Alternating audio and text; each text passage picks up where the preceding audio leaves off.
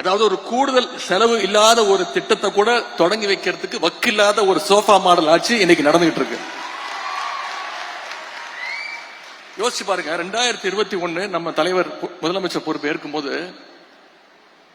முதல் நாள் கையெழுத்து போட்டார். என்னென்ன திட்டங்கள் நம்ம கொண்டு வந்தோம்? மகளிருக்கு விடியல் பயண திட்டம் முதல் கையெழுத்து போட்டார். முதல் நாளே கொண்டு வந்தாரு. அப்ப இருந்த நிலைமை என்ன உங்களுக்கு தெரியும்.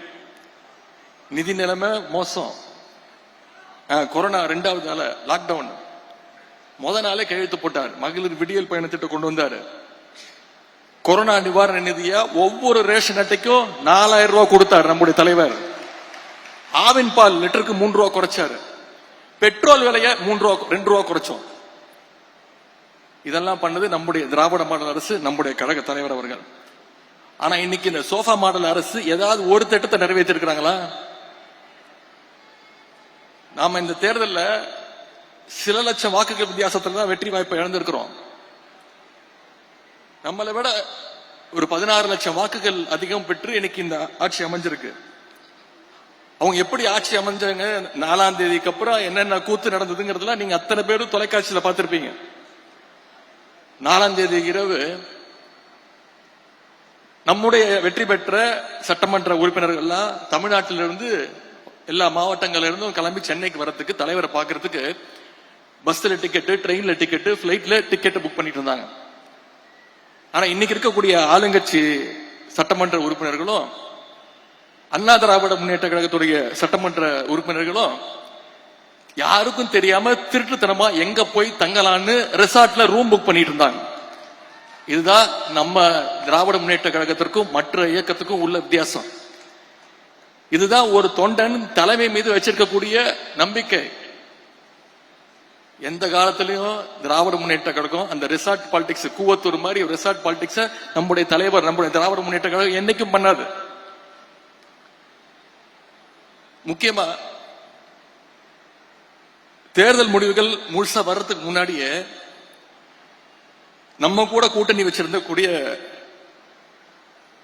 காங்கிரஸ் இயக்கம் துரோக கூட்டம் நம்ம பேரை சொல்லி நம்ம தலைவர் முகத்தை காட்டி வாக்குகளை பெற்று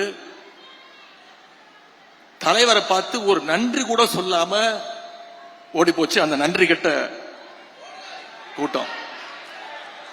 திமுக காரன் என்னைக்கும் மறக்க மாட்டான், மறக்க கூடாது. தமிழ்நாட்டு மக்களும் மறக்க மாட்டாங்க. 5 எம்எல்ஏக்களை அவங்களுக்கு சப்போர்ட் பண்ண வச்சு ஆட்சி அமைச்சாங்க. அது மட்டும் இல்ல, நம்முடைய கூட்டணியில் ஜெயிச்ச இன்னும் சில கூட்டணி கட்சிகள்ல நம்ம தலைவர்கிட்ட வந்து சொல்லிட்டு தலைவர் தான் போயிட்டு வாங்கினாங்க. நம்ம தலைவர் தயவு தான் இன்னைக்கு ஆட்சி நடந்துகிட்டு இருக்கு. ஆனா என்ன, முதல்ல போகும்போது வெளியில இருந்து ஆதரவுன்னு சொல்லிட்டு போனாங்க. அங்க போனோடனே ஆசை யார விட்டுச்சு. முதல்ல எங்க போனாலும், இந்த முதலமைச்சர் எங்க போனாலும் முதல்ல சோஃபா போவோம். சோஃபா பின்னாடியே முதலமைச்சர் போவாரு. இப்ப அமைச்சரவையிலும் இடம் பெற்றுறாங்க. அவங்களுக்கு வாழ்த்துக்கள். அவங்க எல்லாம் அமைச்சர் ஆகிறதுக்கு முன்னாடியே சட்டமன்றத்தில் அவங்களுக்கு வாழ்த்து சொன்னவன் தான் இந்த எதிர்கட்சி தலைவர். இதெல்லாம் நடக்கும்னு எனக்கு தெரியும். இப்படி நம்முடைய தலைவருடைய உழைப்பால வெற்றி பெற்று அந்த கட்சியுடைய ஆதரவோடு தான் இன்னைக்கு இந்த சோஃபா மாடல் ஆட்சி நடைபெற்றுக் கொண்டிருக்கிறது.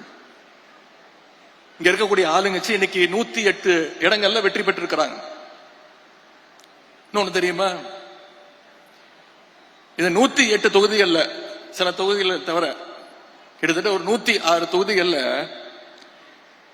ஓட்டு போட்ட மக்களுக்கு யாரு சட்டமன்ற உறுப்பினர்னு தெரியாது. இன்னும் சொல்ல போனா மக்களுக்கு இல்ல, இப்ப இருக்கக்கூடிய முதலமைச்சருக்கு யார் சட்டமன்ற உறுப்பினர், யார் அமைச்சர்னு தெரியாது. சவால் வர்றேன்.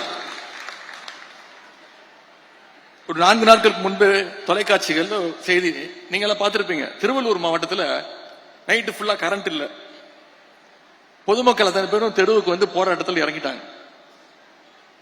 நிருபர்கள் போய் கேட்கறாங்க அவங்க கிட்ட, ஏன் வந்து இப்போ சாலை மறியல் பண்றீங்க, சட்டமன்ற உறுப்பினர் போய் பார்த்து கோரிக்கை வைக்க வேண்டியதானு.